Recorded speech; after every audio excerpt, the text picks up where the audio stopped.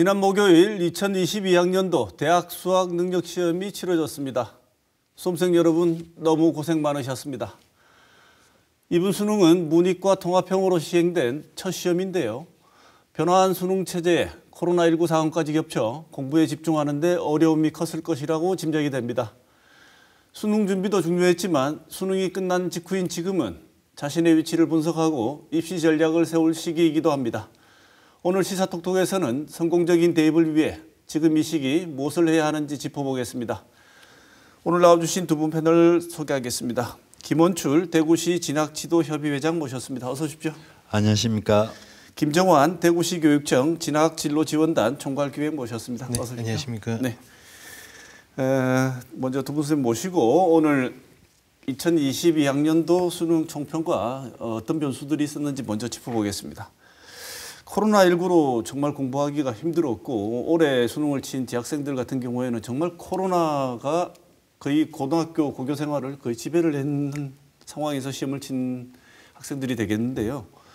준비도 힘들었을 것 같은데 그 학생들이 치른 올해 수능 어떻게 총평을 하실 수 있는지 먼저 김원출 선생님 부탁드릴게요. 네. 올해 수능은 국어, 수학, 영어 모두 어려운 역대급이었고 사탐은 작년과 비슷하고 과탐은 작년보다 다소 어려웠습니다. 수능 이전에는 인문계열 수험생의 수능 최저 기준 충족의 어려움과 EBS 연계율이 70에서 50%로 낮아지고 간접 연계가 도입된 점을 고려해 국어는 작년 수능보다, 영어는 6월, 9월 모의평가보다 쉽게 출제될 것으로 예상했습니다. 하지만 가채점 결과를 보면은 국어, 수학, 영어, 과탐의 난도가 높았습니다. 네, 학생들이 체감적으로 느꼈던 어려움이 분석해 보시기에도 사실이라는 것이죠? 예, 그렇습니다. 네, 우리 김정환 선생님 보시기에도 이번 수능은 어려웠다는 거에 동의하십니까? 그렇죠. 이제 그 올해 수능이랑 작년 수능의 차이가 있기 때문에 뭐 절대적으로 비교는 어렵습니다만은 학생들이 느끼기에는 평소 수능과 조금 달랐다라는 느낌을 많이 받았을 것 같습니다. 네. 학생들 입장에서는 다르면 어렵다기 때문에 조금 더 그 부분에서 힘들었지 않을까라는 생각이 있습니다. 네, 그러면 그 출제 경향하고 특징 올해 수능에서 우리가 살펴볼 수 있는 특징적인 몇 가지 좀 지적을 좀 해주실까요? 예, 올해 수능 같은 경우에는 국어와 수학 과목에서 선택 과목에 따라 성적이 산출되기 때문에 올해랑 작년이 다르다라는 것이 가장 크게 되겠고요. 과목별 내용을 살펴보면 국어 영역의 경우 독서 영역의 지문의 길이는 짧아졌지만 개념을 추론해야 하는 과정이 많아 다소 어렵게 느꼈을 것으로 보여집니다. 네.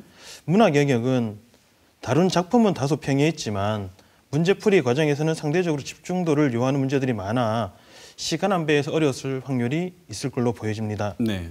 수학의 경우에는 공통 과목에서 고난도, 초고난도라고 이야기하는 학생들이 힘들어하는 어려움의 개수는 조금 줄어들었지만 상대적으로 중난도 개수가 늘어 상위권의 경우에는 다소 평이하거나 조금 어려운 정도, 중하위권의 경우에는 시간이 많이 부족해서 많이 어렵게 느꼈을 것으로 보여집니다. 특히나 영어 같은 경우에는 작년의 경우에 영어가 많이 쉬웠습니다. 네. 그래서 그 비율이 높았다 그 부분 때문에 올해는 조금 6월, 9월 모의평가에서 조금 더 어렵게 냈던 부분이 이번 수능에도 동일하게 나와서 학생들이 많이 당황했지 않을까라는 생각이 있습니다. 네. 두 분 다 수능이 상당히 어려웠다는 것에는 동의해 주셨는데 수능이 끝나고 난 이후에 그 다음 날이라든가 달리는 학생들의 체감 댓글을 보면 흔히 수능이 어려울 때 불수능 이렇게 얘기하지 않습니까? 올해 수능은 뭐 용암 수능이다 이렇게 얘기하는 학생들이 있을 정도로 네. 수능이 체감적으로 어려웠던 것 같습니다. 지난해보다 선생님 보시기에 많이 어려웠습니까? 근데 이제 아까 말씀드렸던 것처럼 올해 수능과 지난해 수능이 형태가 다르기 때문에 직접적인 비교를 하기는 좀 어려운 부분이 있습니다만은 뭐 단순하게 비교를 하면 일단은 어려웠던 것 같긴 하고요. 올해 쳤던 6월, 9월 모의평가와 비교하더라도 조금 비슷하거나 어려운 정도이기 때문에 학생들 입장에서는 아이쿠 이게 뭔가 싶을 정도의 네. 그 어려움을 느꼈을 것 같습니다. 네, 제가 자꾸 이 질문을 반복해서 드리는 이유는 본인만 시험을 평이하게 출제되었는데 본인만 시험을 못 봤다고 생각하는 학생들이 결코 그렇지 않으니까 맞습니다. 위로를 해주기 위해서 두 분께 자꾸 확인을 하는 겁니다. 그 과목별 난이도 가채점을 일단 해보셨을 텐데 현장에서 김원출 선생님, 당락을 가를 주요 과목이 어떤 거라고 보시는지요? 예, 상위권은 수학과 국어, 중위권은 영어가 변수가 될 것으로 생각합니다. 특히 인문계열 확률과 통계 응시생은 수능 최저 기준 충족에 최악의 어려움을 겪을 것으로 보입니다. 평가원에서 수학, 국어 선택 과목의 유불리를 최소화하기 위해서 출제했지만 응시 집단의 우수성으로 미적분, 언어 매체 응시성이 높은 표준 점수를 받을 것으로 판단합니다. 특히 수학은 수시 수능 최저 기준과 정시 자연계열, 인문의 상경계열에서 다른 영역보다 반영 비율이 높아 당락을 좌우하는 변수를 넘어서 상수로 자리매김할 것 같습니다. 현재 선택 통합형 수능에서 상위권 선택 과목은 미적분, 언어 매체로 굳어질 것으로 예상합니다. 네.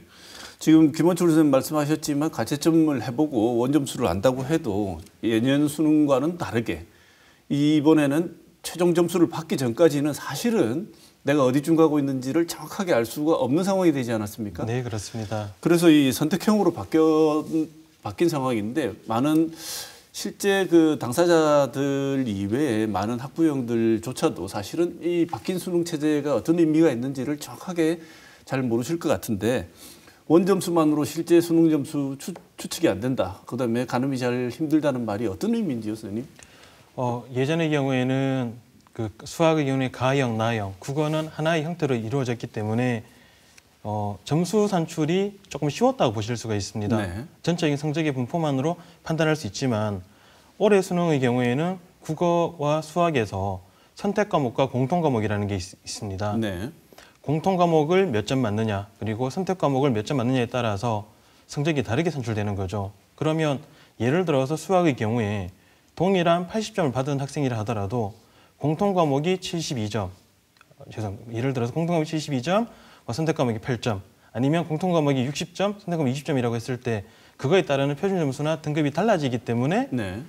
단순하게 원점수가 얼마이니 너는 등급이 얼마일 것이라고 판단하는 것이 많이 어려워진 상황입니다. 네.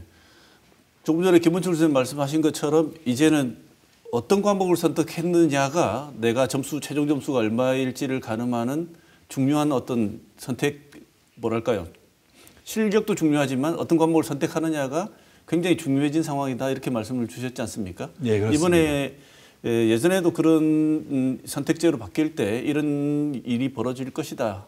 그 말씀을 잠깐 주셨고 그래서 일부 학생들 같은 경우에는 조금 점수가 잘 나올 것 같은 선택으로 바꾸려고 하는 시도들도 있는데 그때는 너무 늦었으니까 그냥 하던 걸 계속하는 게 오히려 좋은 선택인 것 같다 이런 말씀도 주신 걸로 제가 기억을 하고 있습니다. 그런데 이번에는 시험을 막상 봤더니 우려했던 바대로 역시 어떤 과목을 선택했는지가 이 총점에 영향을 줄 가능성이 굉장히 커져버렸다. 이렇게 분석하는 게 맞나요? 그런데 이번 평가원에서 이 공통 과목과 이제 선택 과목에서 특히 이제 국어 수학의 선택 과목 같은 경우는 이 난이도를 상당히 신경을 많이 썼습니다. 네. 그래서 대체적으로 이제 평이하게 출제를 했습니다. 결국 이제 공통 과목에서 이제 성적의 격차로 이제 점수가 나오게끔 만들었습니다. 그런데 네. 응시 집단 자체가 우수 집단이 수학 같은 경우는 미적분을 많이 선택을 했고 국어 같은 경우는 언어와 매체를 많이 선택을 했습니다. 그렇기 때문에 결국 이 우수 집단에서 선택한 과목들에서 아마 표준 점수가 높게 나올 수밖에 없는 네. 구조가 된 것입니다. 그러니까 그 학생들이 우수한 학생들이 모인 평가에서는 점수가 그렇게 아주 고득점이 아닌 학생은 점수를 얻기가 굉장히 힘들어진 구조가 되거든요. 그렇죠. 공통 과목에서 점수를 높은 점수를 받아야 결국 이제 최종 표준 점수에서 높은 점수를 받을 수 있는 구조입니다. 네, 학교 현장에서도 사실은 지금 상황에서는 이전 수능에 비해서 원점수나 이런 것만 가지고는 앞으로 이제 대비를 하는 게 조금 더 어려워진 상황이군요. 네, 그렇습니다. 네, 그래도 할 준비는 해야 되니까요. 이제 그렇습니다. 네, 논술 면접 어떻게 준비해야 될지, 막바지 준비는 어떻게 해야 될지 한번 짚어보겠습니다. 바로 논술 수능 끝나고 나면 끝난 주부에 시행하는 학교가 있고요. 그렇지 않으면 그 다음 주까지 논술이 이어지게 되는데. 제일 많이 이제 이미 지원한 수시 전형 이외에 수능 이후에 시행되는 것은 대부분 논술 전형인데 논술에 합격하게 되면 면접도 물론 있습니다만 합격하게 되면 정시 지원이 안 되지 않습니까? 네, 그래서 이런 경우에 어떻게 지금 이렇게 선생님 말씀 주신 것처럼 복잡한 상황이 되어버렸습니다. 지금 정확한 예측도 힘들고 왠지 정시에 가면 더 나을 것도 같은데 이런 상황이라면 수능 수시 준비를 어떻게 해야 할지 이 전략적으로 대학별 고사에 과연 시험을 응시를 해야 할지 말아야 할지 본인 상황에 따라서 어떤 전략이 좋을지 김문철 선생님 말씀을 좀 주실까요? 네, 지금 이제 수능을 치고 난 이 시점이 상당히 이제 수험생들에게는 선택의 기로에 놓인 상황입니다. 그래서 이제 어떤 답을 선택했는지 불분명하면 틀린 것으로 간주해 최대한 깐깐하게 가채점을 해야 입시 전략을 짜는 데 있어서 오차를 줄일 수 있습니다. 올해는 선택 통합형 수능으로 선택 과목으로 인해서 유불리가 존재하므로 가채점 결과만으로는 성적의 우위를 판단하기 어렵습니다. 네. 논술, 면접 같은 대학별 고사를 치러야 하는 수험생들에게는 원래 수능 난도와 가장 비슷한 것이 6월 모의평가입니다. 네. 그러니까 이 가채점 결과 6월 모의평가 성적을 비교해서 이 수능 성적이 6월 모의평가에 비해서 현저히 높거나 낮지 않는 이상 대개 수시에서 적정 내지는 상향으로 면접이나 논술 전형에 지원했으므로 대학별 고사에 응시하는 것이 바람직합니다. 네. 기준이 될 수 있는 아주 좋은 가이드라인이 6월 모평이다 이렇게 말씀 주셨습니다. 본인 6월 모평 성적에 비추어서 엄청난 차이를 보이지 않는다면 원래 수시 지원할 때 6월 모평 보고 참고 많이 해서 지원했을 테니 별다른 성적 변동이 많지 않다면 원래 지원한 대로 응시를 하는 게 바람직하다 이렇게 말씀을 주셨는데요. 그러면 다음 그러니까 이번 주도 그렇고 다음 주까지 논술이 치러집니다. 논술 어떻게 보면 딱히 준비할 시간이 많지도 않은데 그렇다고 준비를 안 할 수도 없으니까요. 이 짧은 시간에 어떻게 하면 가장 효과적으로 논술을 준비할 수 있는지 그것에 대해서도 좀 조언을 좀 주시죠. 예, 논술 전형 준비는 교과서 학습을 출발점으로 삼아서 인문계열은 생활 윤리, 사회문화, 자연계열은 수학 교과의 개념에 대한 깊이 있는 이해가 있어야 합니다. 대학 입학처 홈페이지에는 논술 가이드북, 논술 동영상, 모의 논술 문제, 그다음에 선행학습 영향평가 보고서를 반복 학습하고 특히 선행학습 영향평가 보고서에는 기출문제, 출제 의도, 채점 기준, 예시 답안이 있으므로 이를 적극 활용하고 최근 3개년의 기출 문제를 꼭 풀어보고 시험장에 갔으면 좋겠습니다. 네, 일반적으로 사실은 관심이 그렇게 많지 않은 학부형들 같은 경우에는 저게 무슨 보고서인가 하실 텐데 그 보고서에 대부분 알짜 정보가 다 들어가 있다는 것이죠. 예, 실제로 대학에서 논술 전형을 끝내고 나면 보고를 해야 하기 때문에 누락시킬 수도 없고 가장 충실하게 정리가 잘 된 그야말로 좋은 참고서이기 때문에 각 대학 논술 전형에 지원하는 대학의 선행학습 보고서를 참고하시면 아주 좋을 것이라는 팁을 주셨습니다. 자, 그러면 또 면접이 남았는데요. 네. 우리 김정환 선생님은 그 진학진로 지원단을 총괄 기획하시면서 계속 이 여러 가지 전형의 영향 같은 걸 분석해 보시지 않았습니까? 네네. 면접을 치르는 수험생들 같은 경우에는 사실 이게 정말 얼마나 큰 당락에 영향을 줄까? 그냥 필요한 절차라서 그냥 하는 건 아닐까 정도로 생각하는 사람들도 있을 것이고 네. 아니다. 이게 면접이 결정적으로 당락을 좌우할 수도 있다라고 생각할 수도 있는데 이게 보시기에 어느 정도 영향을 미치고 효과적으로 대비하려면 어떻게 해야 되는지 말씀 좀 주실까요? 이 당락의 영향이라는 것이 결국은 서류 전형의 배수 안에서 본인의 위치에 따라 달라진다고 볼 수가 있겠습니다. 만약에 본인의 서류나 어떤 자료 등이 월등히 괜찮다면 면접 영향이 적겠지만 만약에 성적이 조금 아슬아슬하거나 아니면 활동 상황이라든지 자기소개서의 부분이 좀 약하다고 하면 조금 더 큰 영향을 미칠 수 있겠죠. 대학들에 따라서는 20-30% 정도까지도 당락이 바뀐다는 얘기가 많이 있습니다. 면접의 경우에는 제출 서류를 기반한 면접과 제시문을 기반한 면접이 있습니다. 제출 서류를 기반한 면접의 경우에는 제출한 학교생활 기록부나 자기소개서의 내용을 한 번 더 꼼꼼히 체크해서 내가 했던 활동들 그리고 내가 했던 경험들에 대한 기억들을 한 번 더 되살리는 것이 필요할 것 같고요. 제시문을 활용한 면접의 경우에는 인문사회계열과 재연계열이 조금 다른데요. 인문사회계열은 평소 꾸준한 독서활동이 바탕이 돼 제시문의 이해와 논제에 대한 파악이 중요하고요. 재연계열의 경우에는 보통 이제 수학, 과학에 관련된 내용들이 많다 보니까 그 내용에 대한 깊이 있는 이해가 우선되어야 합니다. 면접의 경우도 마찬가지로 학교별로 공개되어 있는 선행학습 영향평가 보고서라든지 아니면 학교의 학생부 종합전형 길라잡이 등에 관련된 내용들이 많이 있기 때문에 꼭 참고하시면 도움이 되실 것 같습니다. 네. 생각보다 면접에서 당락이 바뀌는 경우가 많다고 말씀을 주셨는데 네네.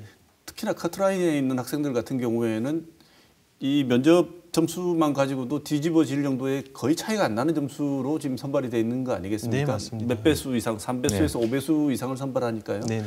그래서 면접을 보는 학생들 같은 경우에는 지금 준비하는 게 짧게 준비하는 게 그동안 수능 공부할 때 준비했던 것 이상으로 중요한 의미를 가지고 있으니 준비를 좀 꼼꼼히 하는 것이 본인 합격에 굉장히 중요한 영향을 미친다. 네, 그렇습니다. 이런 말씀을 두 분 다 주셨습니다.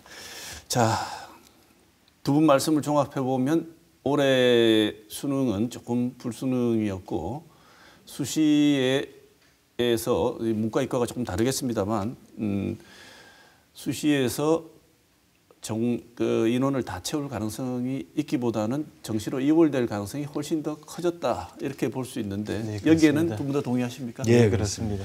그러면 이제 여러 가지 고민을 하게 될 텐데 수시를 일단은 접고 정시로 가서 내가 이 입학을 한번 노려봐야 되겠다고 생각하는 학생들에게 정시 전략은 훨씬 더 중요해진 상황이 돼버렸습니다.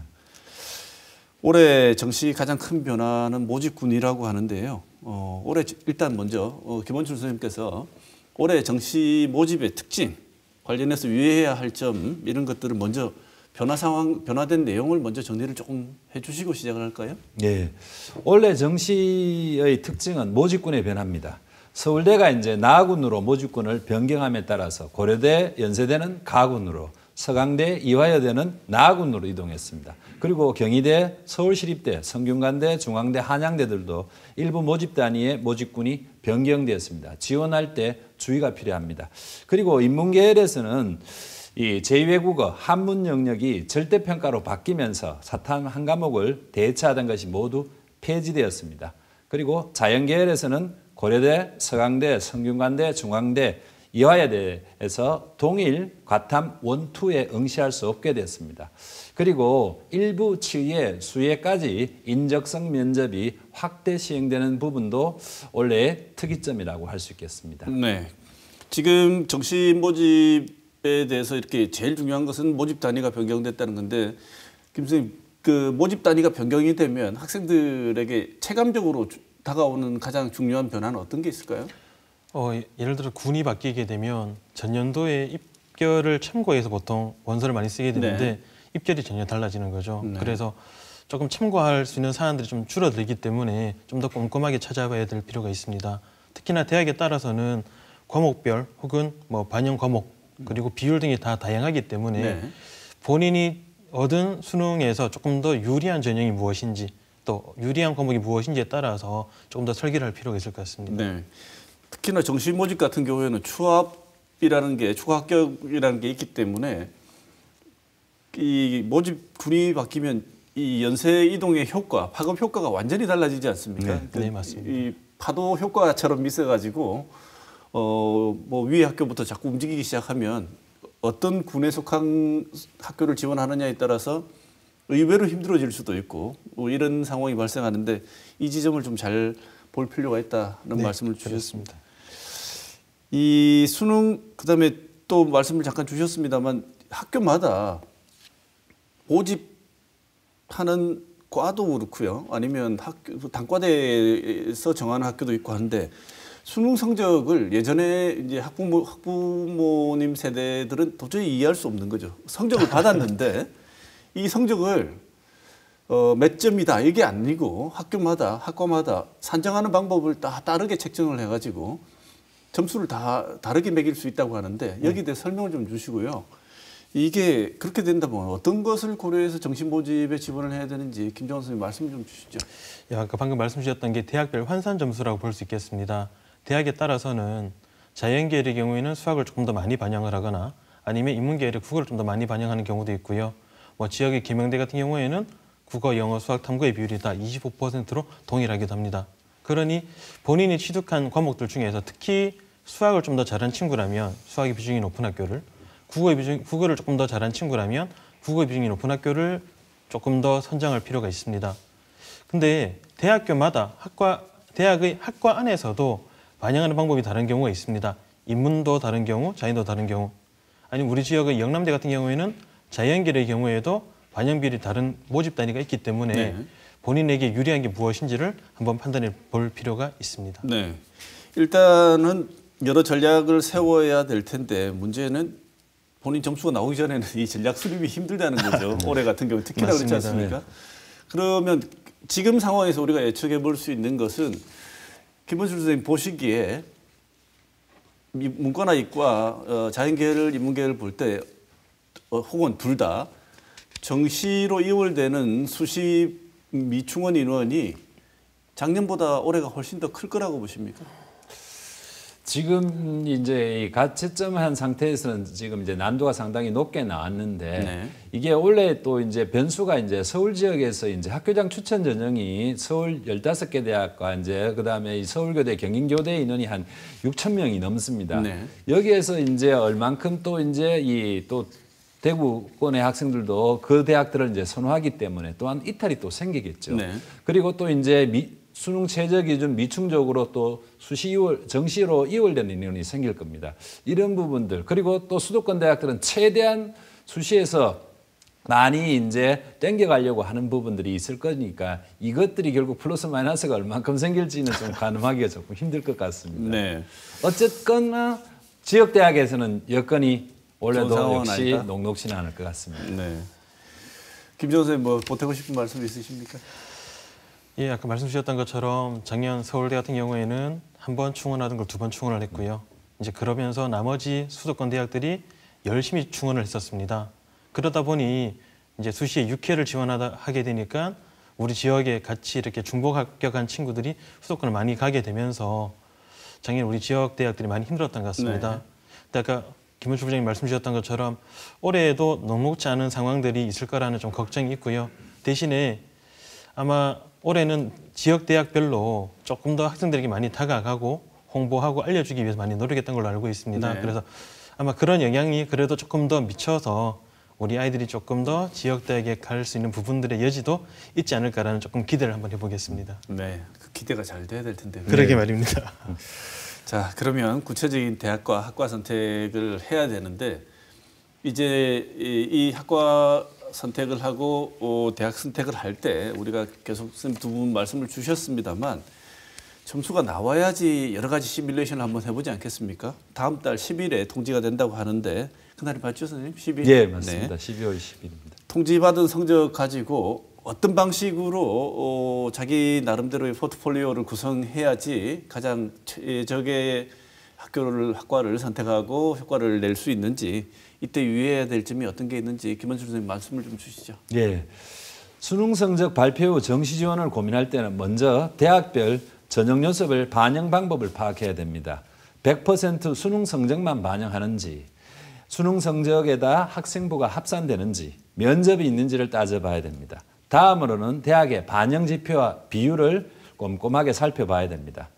그리고 표준 점수나 100분위 단순 합은 참고 자료일 뿐 실제 지원의 기준이 되는 대학별 환산 점수를 기준으로 자신에게 가장 유리한 대학을 찾아 한 번은 안정, 한 번은 적정, 나머지 한 번은 소신 지원을 하는 것이 바람직하다고 생각합니다. 네, 우리가 워낙 그런 쪽으로는 아는 나라가 돼서 복잡하면 만들어내는 게 있지 않습니까? 혹시 학생들이 각종 지표를 대학별로 이렇게 지표 나온 걸 넣어두면 본인 거를 입력하면 점수가 이렇게 환산돼서 나오는 이런 앱이나 이런 게 있나요? 아니면 제공한 학교별로 계산하는 어떤 무슨 시스템이나 이런 게 개발을 해서 제공하는 게 있습니까, 선생님? 대구진협에서 12월 27일 날 각 학교에 배부하는 정시상담 프로그램은 바로 방금 말씀드렸던 대학별 환산 점수에 기초해서 상담할 수 있게끔 되어 있습니다. 네. 그러니까 이제 정시 상담을 할 때 꼭 학교에 가서 담임 선생님과 상담을 하면은 자신이 가지고 있는 점수에서 대학별 환산 점수로 따져봤을 때 가장 유리한 선택이 무엇인지를 제대로 알 수 있을 것입니다. 학교에 가서 담임 선생님과 상담을 하면 그 프로그램이 있기 때문에 예. 가장 최적의 결과가 어딘지를 선생님이 알려주시는군요. 예. 또 추가적으로 하나 말씀을 드리면 아까 우리 부장님 말씀 주셨던 것처럼 이제 학교별로 자료들도 있고요. 그다음에 이제 한국대학교육협의회에서 운영하고 있는 전화 상담이라는 프로그램이 있습니다. 네. 그래서 1600-1615로 전화를 하셔서 전화 상담을 받으실 수도 있고요. 대입정보 포털 어디가라는 사이트에서 온라인 대입 상담도 가능합니다. 네. 그리고 우리 교육청 대입 내비게이션 센터에서는 상설 대입 상담이라는 것을 운영을 하고 있습니다. 그래서 대학의 입학사정관 출신의 대입 지원관 두 분께서 상시적으로 상담을 해주시기 때문에 우리 교육청 진학진로정보센터 홈페이지에서 신청을 하실 수가 있고요. 또 우리 교육청에서는 정시 대비 상담실을 12월 20일부터 12월 29일까지 평일은 오후 5시부터 토요일은 오전 9시부터 운영할 예정입니다. 네. 관련된 내용을 교육청 및 학교 홈페이지 등에 탑재할 예정이니까 보고 참고하시면 될 것 같고요. 네. 또 하나 마지막으로 말씀을 드리면 우리 교육청에서 운영하는 모바일 밴드가 있습니다. 네. 밴드에서 대구 진학 꿈나비라고 검색하시게 되면 우리 대구 지역 학생들께서 학생들의 질문에 답변을 달아드리고 있으니 참고하시면 도움이 되실 것 같습니다. 네. 아주 유용한 정보를 주신 것 같습니다. 그런데 가기 전에 김원준 선생님, 학생이 상담을 가기 전에도 본인이 준비를 좀 해서 가야 되는 게 있지 않겠습니까? 본인이 예를 들면 포트폴리오를 구성을 해서 가게 되면 가서 무작정 앉아서 선생님 저는 이런 전공을 하고 싶습니다. 이런 상태로는 가지 않을 것 같은데 네.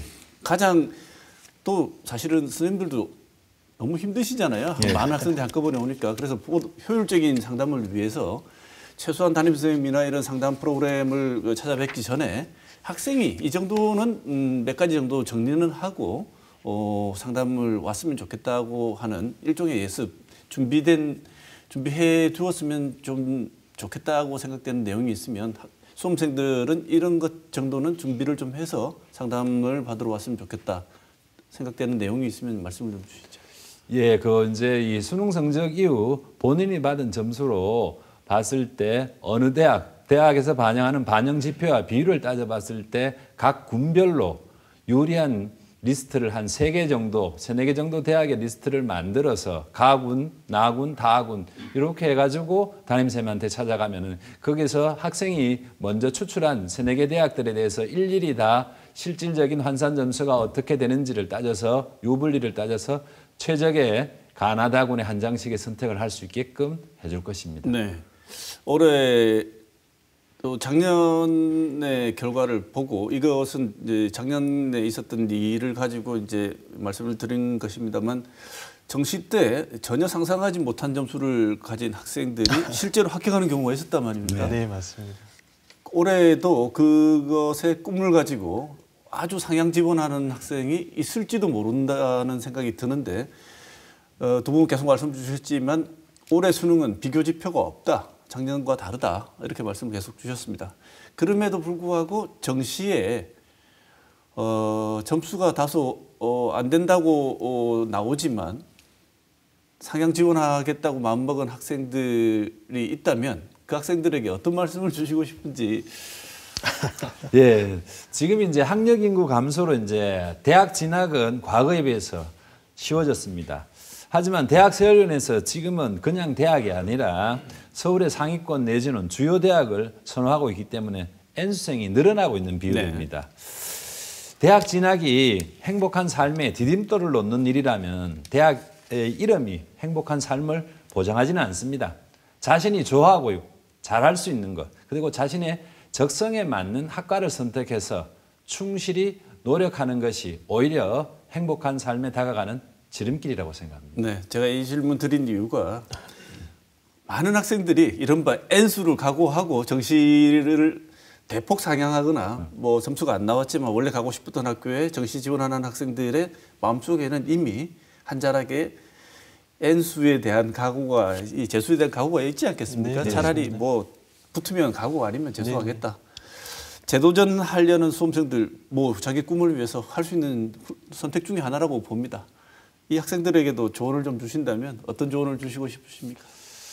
그런데 이 N수라는 게 그러니까 이 재수를 하는 학생들의 이제 성공 확률이 보통 10에서 20% 정도밖에 안 됩니다. 네. 시작할 때는 단단한 마음으로 시작하지만 실제 공부에 대해서 전념하는 것은 재학생 때보다도 오히려 부족합니다. 그래서 결국 이제 이 재수에서 성공하는 비율이 낮다는 것을 생각을 해야 됩니다. 그러니까 이 N수에 도전하기 위해서는 과연 본인이 원래 이 수험 생활로서 얼만큼 학업에 충실했는지를 따져봐야 될 것이고, 그리고 내년에 다시 도전한다면 과연 얼만큼 단단한 의지로 할 수 있는가를 한번 자문해보고 결정하는 것이 좋을 것 같습니다. 네. 재수하고 N수생이 늘어난다는 게 나도 일종의 그 트렌드에 해봐야 성공하는 확률은 10%에서 20%니까 이왕 한번 지원할 때, 이번 수능 점수로 지원할 때 좀 더 신중하고 진지하게 접근할 필요가 있다는 말씀처럼 들립니다. 네. 김정원 선생님 어떤 조언을 주시고 싶어요? 우리 보통 이제 N수나 재수라는 친구들이 성적표를 받아들면 본인이 받았던 성적과 많이 다르기 때문에 많이 속상해 하는데요. 그렇다고 해서 바로 재수 준비를 하러 가는 것이 아니라 그 성적 가지고로도 충분히 고민해 볼 수가 있고, 아까 말씀 주셨던 것처럼 성적은 조금 모자랄지언정 내가 희망했던 대학에 원서를 한번 써보고 또 그 결과가 혹시라도 기회가 온다면 또 올 수 있는 상황들의 영향이 있습니다. 물론 그걸 바라고 쓰는 건 아니겠지만 그런 기회들도 있기 때문에 무작정 N수에 돌입하는 것보다는 그래도 정시 혹은 또 추가 모집까지 있기 때문에 이 기회를 활용하는 것도 필요할 거라고 생각합니다. 네. 자, 우리 지역 얘기 한번 해보겠습니다. 우리 지역 대학의 입결이 작년에는 굉장히 여러모로 힘들었습니다. 근데 두 분 잠깐 말씀 주셨습니다만 올해도 뭐 녹록치 않을 것이다. 혹은 좀 더 두 분이 솔직하게 말씀을 주시면 작년보다 오히려 더 힘들어질 수도 있을 것이다. 이렇게 말씀까지 하실 수 있는지요? 올해 먼저 대략적인 수도권 쏠림 현상이 지속되고 있는 이 상황에서 올해 지역대학의 상황이 어떨 것인지에 대해서 총론적으로 좀 말씀을 주시면 어떤 전망을 하시는지요? 김은출 선생님 먼저 주시죠. 일단 수시에서는 작년에 비해서 대구 지역, 그다음에 경북 지역의 지역 대학에 대한 학생들의 지원율이 높았습니다. 네. 그러니까 이 학생들이 자연스럽게 이제 등록으로 이어지면은 지역 대학의 상황이 작년보다는 조금 나아질 것 같은데, 이 학생들이 또 결국 이제 수도권에서 이제 중복 합격하게 되면은 수도권으로 이탈이 생기겠죠. 그렇게 되면 또 작년 못지않은 그런 이 험난한 길을 갈 수밖에 없을 것 같습니다. 네. 그리고 앞에서 말씀드린 것처럼 올해는 이제 이 지역균형 선발로서 서울 주요 대학들에서 한 6천여 명 이상을 선발을 했습니다. 지역의 학생들도 많이 지원을 했습니다.